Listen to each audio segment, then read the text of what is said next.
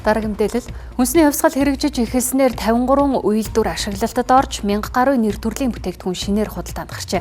2022-оос 2025 онд хүнсний хувьсгалын хүрээнд 2500 гаруй аж ахуй нэгж 1.3 их найд төгрөгийн урт хугацаатай бага хүүтэй хөнгөлөлттэй зээл авсан байна.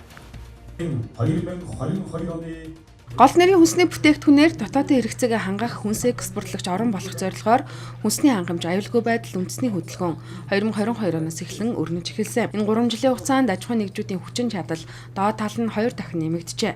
Тухайлбал Очир Дагнс компани хүнсний хувьсгалын хүрээнд хэрэгжсэн хөнгөлөлттэй зээлд хамрагдаж 7.8 тэрбумын зээл авч үйлдвэрээ 2-оор нэмжээ. Харин Апо дээрээ сүүний үйлдвэрийн хувьд хүүхдийн сүү хөтөлбөрийг сэргээж үдийн цай хөтөлбөрөөр дамжуулан 800 мянган хүүхдийн сүүний эргэлийг хангаж хуурай сүүний оролдог болсон. Японы мэргэжлийн сумо бүхэн 70 дахь аварга бямд оржиж хүнсний хувьсгалын хүрээнд зээл аван фермерийн аж ахуйг эхлүүлсэн юм. Тэдний үйлдвэр одоо 150 үхэртэйгээр өдөрт 800-аас 1000 литр сүү боловсруулж нийслэлийн 6 сургуулийн 6000 орчим хүүхдийн үдийн цайнд сүү нийлүүлдэг.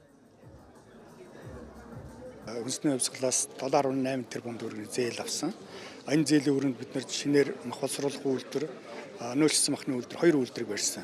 Энэ хүнсний хувьсгалын энэ хүрээнд нийт 53 үйлдвэр шинээр үүсэн байгуулагч гарснаас 2 үйлдвэрийг манай компани босгосон. Хөрөнгө оруулалтынхаа 4.1% авсан. Одоогийн байдлаар 150 гаруй үхэр тугалтаагаар өдөрт 800-аас 1 тонн сүү гаргаад явж байна. Апо дээрээ Монгол сүний үйлдвэр хүнсний хувьсгалын бүхий л ажлуудад маш идэвхтэй оролцож байгаа. За энэ хүнсний хувьсгалаас хүнсний үйлдвэрүүдэд өгсөн зээлд бас хамрагдаад бид нэр жижиг савлгаатай хүүхдийн сүүний юм шугам нэмэгдүүлсэн байгаа.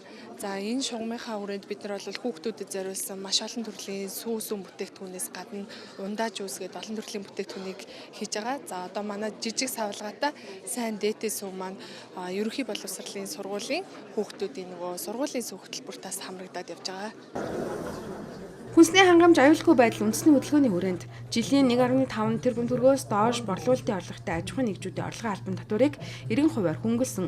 Мөн үр тариа, төмөс, хүнсний ногоо, сүү, жимсгэн, тэжээлийн ургамал тариасан махан бүтээгдэхүүн үйлдвэрлэсэн эрчимчсэн дахианы аж ахуйн орлогын албан татварыг 50%-аар хөнгөлөд байгаа юм а.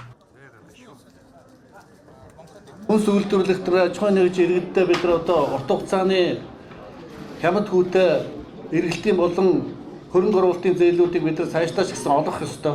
Ард иргэд маань бас эх оронч худалдан авахч нар байх хэрэгтэй. Тийм ээ. Үндэснийхээ үйлдвэрийн бүтээгдэхүүнүүдийг худалдаж авдаг тийм эх орноо гэсэн сэтгэлтэй байх ёстой. Үйлдвэрлэлийг дэмжихдээ импортын болон дотоодод борлуулсан хөдөө аж ахуйн зориулалттай шинэ трактор, комбайн, машин механизм, усалгаа, хүлэмжийн тоног төхөөрөмж, ойн болон шууны аж ахуйн техник тоног төхөөрөмж, бордоо, ургамал хамгааллын бодисыг 2025 хүртэл нэмэгдсэн үртгийн албан татвараас бүрэн чөлөөлсөн юм а.